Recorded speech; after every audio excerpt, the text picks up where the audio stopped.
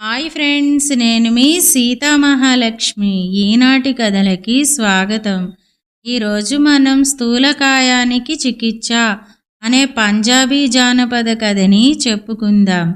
సమస్యలన్నీ తీరిపోవడంతో రాజ్యపాలకుడైన రాజాదిరాజు దృష్టి రుచికరమైన ఆహార పానీయాల వైపు మళ్ళింది. సుష్టుగా తినడం, హాయిగా నిద్రపోవడం ఇవే దినచర్యగా మారడంతో రాజు మరీ లావుగా తయారయ్యాడు. ఆయన స్థూలకాయాన్ని చూసి ప్రజలు నవ్వుకోసాగారు. రాజోద్యోగులు ఎదురుపడినప్పుడు నవ్వలేక తలలు పక్కకు తిప్పుకోసాగారు. యువరాజుగా ఉన్నప్పుడు రాజాదిరాజు చాలా చలాకీగా, అందంగా ఉండేవాడు. ఆయన టీవీగా గుర్రంపై వెళుతుంటే చూసేవాళ్ళు ఆనందాశ్చర్యాలు చెందేవారు. ఆయన తండ్రి మరణానంతరం యువరాజు సింహాసనాన్ని అధిరోహించాడు. రాజాస్థానంలో 6 మంత్రులున్నారు. వారిలో ప్రధానమంత్రి కావాలనే తపన నలుగురిలో విపరీతంగా ఉండేది. అందువల్ల తమలో తాము పోటీ పడసాగారు. కొత్తగా అధికారానికి వచ్చిన రాజాదిరాజుకు అది పెద్ద సమస్యగా తయారయ్యింది. ఆయన త్వరగా ఒక నిర్ణయానికి రాలేకపోయాడు.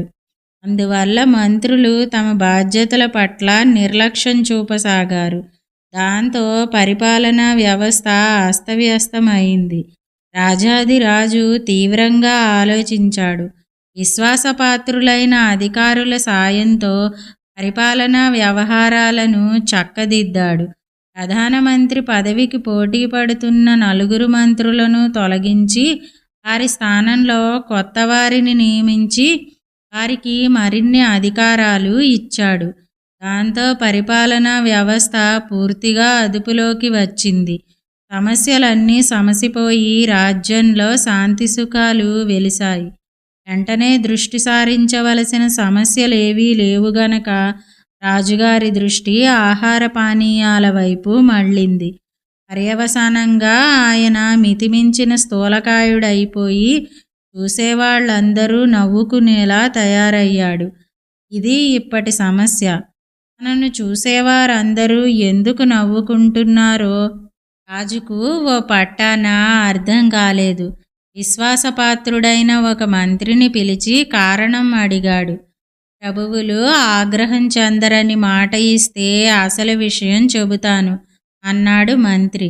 నిర్భయంగా చెప్పు అని రాజు మాట ఇచ్చాక తమ ఆకారాన్ని చూసుకుంటే ప్రభువులకే తెలుస్తుంది ఎంత లావుగా ఉన్నారో అన్నాడు మంత్రి కంఠస్వరాన్ని తగ్గించి.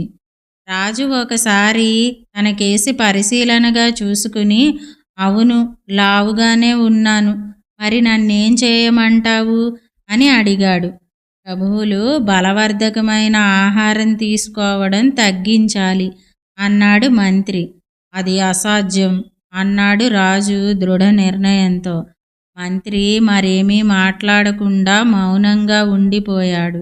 రాజు కొంతసేపు తీవ్రంగా ఆలోచించి ఉన్నట్టుండి, ఇప్పుడు తెలిసిపోయింది. నా ప్రజలందరూ కూడా రుచికరమైన వంటకాలను సుష్టుగా భుజించి నాలాగే లావుగా తయారవ్వాలి. అప్పుడు వాళ్ళు నన్ను చూసి నవ్వలేరు కదా.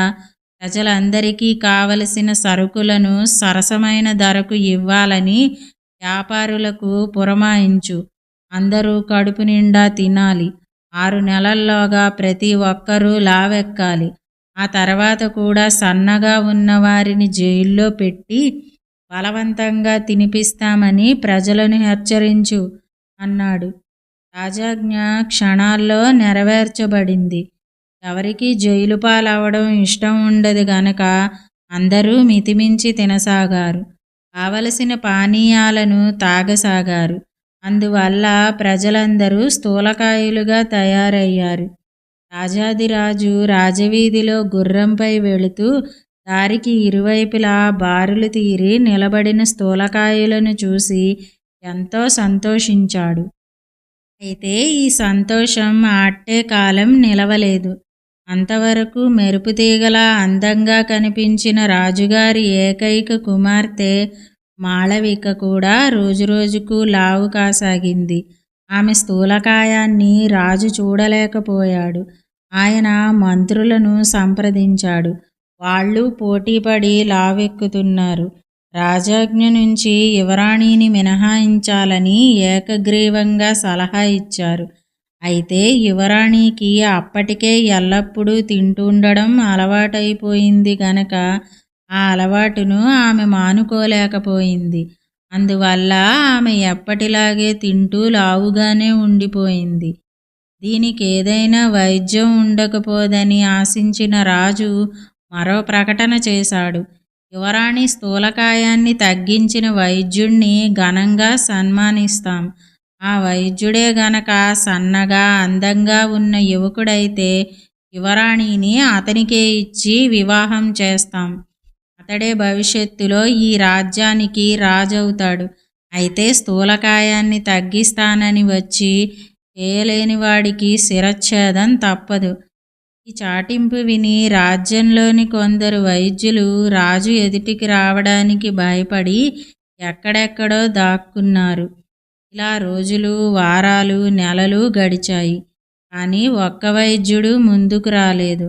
ఒకనాటి ఉదయం రాజధాని సమీపంలోని అరణ్య ప్రాంతంలో ఒక యువకుడు చెట్ల మధ్య ఏవో ఆకులలములు వెతుకుతుండడం రాజభటులు చూశారు. విచారించగా అతడు పొరుగు దేశానికి చెందిన వైద్యుడని, ఒక ముఖ్యమైన మూలిక కోసం వెతుకుతున్నట్టు తెలిసింది. రాజభటులు అతన్ని రాజు సమక్షానికి తీసుకువచ్చారు. ఆ యువకుడు వైద్యుడని తెలియగానే రాజు సంతోషించాడు. పైగా అతడు సన్నగా అందంగా ఉన్నాడు. రాజు యువరాణి సమస్య అతనికి చెప్పాడు. అంతా విన్న ఆ యువకుడు, ప్రభు, రాజ్యంలో ప్రజలందరూ స్థూలకాయులుగానే ఉన్నారు. అలాంటప్పుడు యువరాణి స్థూలకాయాన్ని మాత్రం తగ్గించాలంటే నా వల్ల అవుతుందా? ఇదేదో ఈ రాజ్యాన్నంతటినీ పట్టి పీడిస్తున్న రుగ్మతలా ఉంది. నా మీద కరుణించి నన్ను వదిలిపెట్టండి. వెళ్ళి అడవిలో మూలికలు వెతుక్కుని మా రాజ్యానికి వెళ్ళిపోతాను అన్నాడు. నువ్వేం చెప్పినా నేను వినను. నాతో రా. నీకెన్ని బహుమానాలు కాచుకుని ఉన్నాయో చూడు. నా కుమార్తెను వివాహమాడి ఈ రాజ్య సింహాసనానికే వారసుడివి కాగలవు అంటూ రాజు ఆ యువ వైద్యుడి చేయి పట్టుకుని యువరాణి శయన గృహానికి లాక్కుపోయి ఆమెను చూపుతూ, నయం చేయగలవేమో చూడు. అందుకు కావలసిన సకల సదుపాయాలు సమకూర్చగలం అన్నాడు. యువ వైద్యుడు యువరాణి కళ్ళకేసి పరీక్షగా చూశాడు. ఆమె నొసటిని అరచేత్తో తాకి చూశాడు.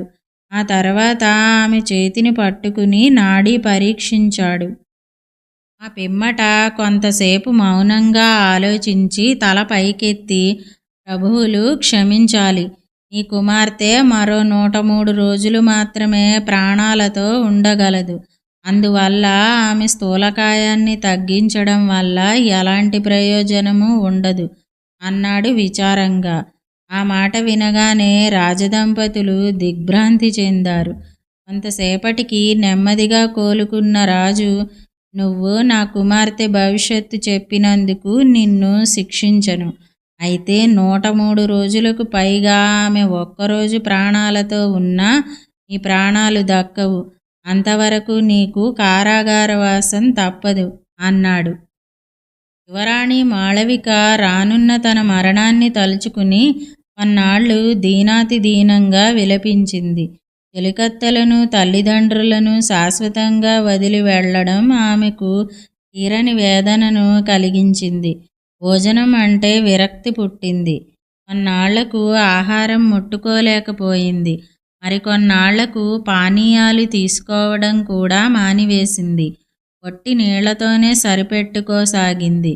కుమార్తెకు రానున్న అకాల మరణాన్ని తలుచుకుంటూ రాజు, రాణి కూడా ఆహార పానీయాలు మానేశారు. ముఖ్యంగా రుచికరమైన వంటల జోలికి పోలేదు. 100 రోజులు గడిచిపోయాయి. కుమార్తె శోకవదనాన్ని చూడలేక రాజు అటు వెళ్లడం తగ్గించాడు.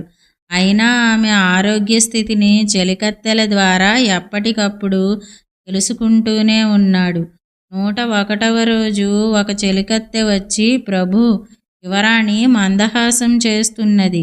సుదీర్ఘకాలం జీవిస్తానంటున్నది అని చెప్పింది. రాజు తన మెడలోని ఒక ముత్యాల హారాన్ని తీసి ఆ చెలికత్తెకు బహూకరించాడు. మరునాడు మరొక చెలికత్తె వచ్చి, ప్రభూ, ఈరోజు యువరాణి దానిమ్మ రసం అడిగింది అని చెప్పడంతో రాజు ఆమెకు కూడా మరొక హారం ఇచ్చాడు.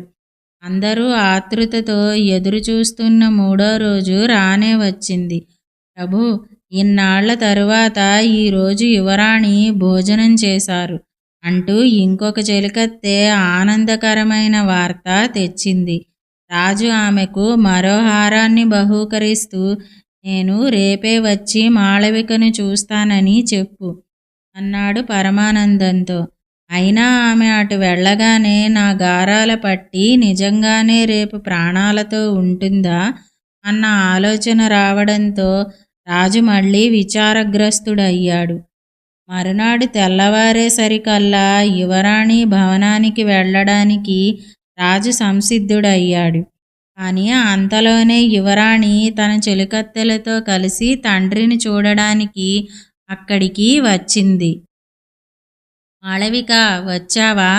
ఎంత చురుగ్గా ఉన్నావు తల్లి అన్నాడు రాజు ఆనందాతిరేకంతో. నాన్న, ఆ వైద్యుణ్ణి పిలిపించండి, నేనతణ్ణి చూడాలి అన్నది యువరాణి. తప్పక రప్పిస్తాను. అయితే భవిష్యత్తు తప్పుగా చెప్పినందుకు అతణ్ణి ఉరికంబం ఎక్కిస్తాను అన్నాడు రాజు.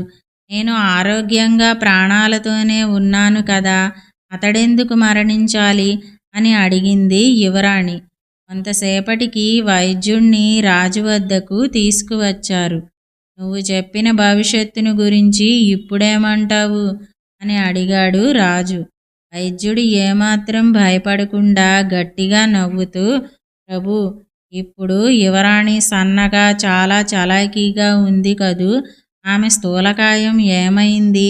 అంతెందుకు, మిమ్మల్నే మీరు ఓసారి చూసుకోండి, ఎంత సన్నబడిపోయారో అన్నాడు. రాజు తనను తాను ఒకసారి పరిశీలనగా చూసుకుంటూ, అవును, నిజమే, సన్నబడిపోయాను. అవును, ఇదంతా ఎలా జరిగింది అన్నాడు ఆశ్చర్యంగా.